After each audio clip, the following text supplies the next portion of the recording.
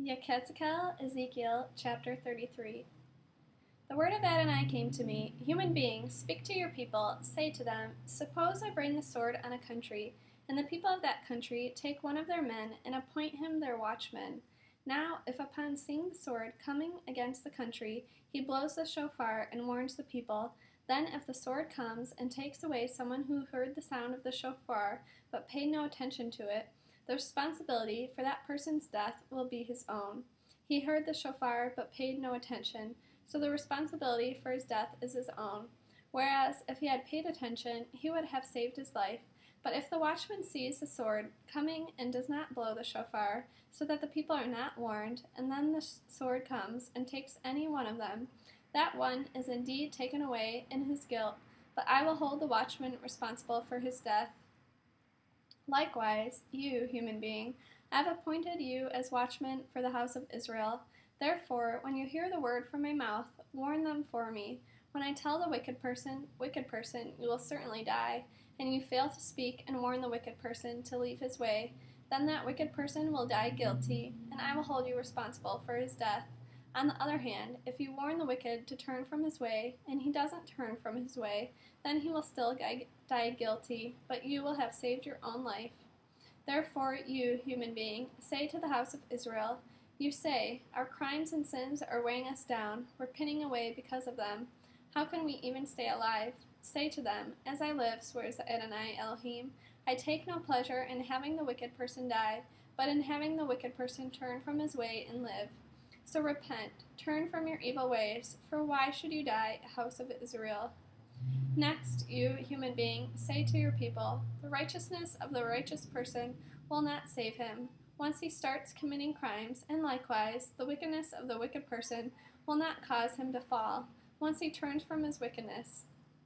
No, the righteous person cannot live by virtue of his former righteousness, once he starts sinning. So if, after I tell the righteous person that he will surely live, he begins trusting in his own former righteousness and starts committing crimes, then none of his former righteous actions will be remembered. On the contrary, he will die for the evil deeds he has committed. Likewise, if after I tell the wicked person, You must die, he turns from his sin and does what is lawful and right, if the wicked person restores pledged property and returns what he stole, so that he lives by the laws and gives life and does not commit evil deeds, then he will live and he will not die. None of the sins he committed will be remembered against him. He has done what is lawful and right, he will surely live. Now your people say, Adonai's way isn't fair, but if it is their way, theirs, that isn't fair. When the righteous person turns away from his righteousness and commits wickedness, he will die because of it.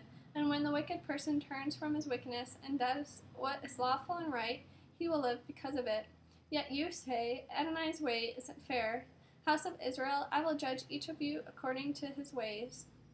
In the 12th year of our exile, on the 5th day of the 10th month, a fugitive from Jerusalem came to me with the news, The city has been struck. Now the hand of Adonai has been on me that evening, before the fugitive arrived. He had opened my mouth prior to his coming to me in the morning, so my mouth was opened, and I was no longer mute. Then the word of Adonai came to me, Human being, those living in the desolate parts of the land of Israel are saying, Abraham was only one, and he inherited the land, but we are many, so how much more is the land given to us to inherit? Therefore, tell them that Adonai Elohim says, You eat flesh with the blood, you raise your eyes to your idols, and you shed blood, and you still expect to possess the land? You depend on your swords, you commit disgusting practices, and each of you defiles his neighbor's wife, and you still expect to possess the land?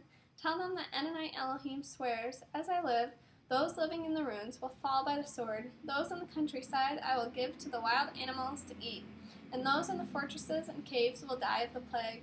Moreover, I will utterly desolate the land. It will cease taking pride in its power. In the mountains of Israel it will be so desolate that no one will pass through. Then they will know that I am Adonai, when I have made the land utterly desolate because of all the disgusting practices they have committed. Now you, human being, your people are gathering and talking about you by the walls and in the doorways of houses. They're saying to each other, each one telling his brother, Come, let's go and hear the latest word coming from Adonai. So then they come to you as people do, sit in front of you as my people, and hear your words, but they don't act on them. For with their mouths they flatter you, but their hearts are set on their own self-interest. So for them you are like a love song sung by someone with a nice voice who can play an instrument well. They hear your words, but they don't act on them. So when all this comes true, then at last they will realize that a prophet has been there with them.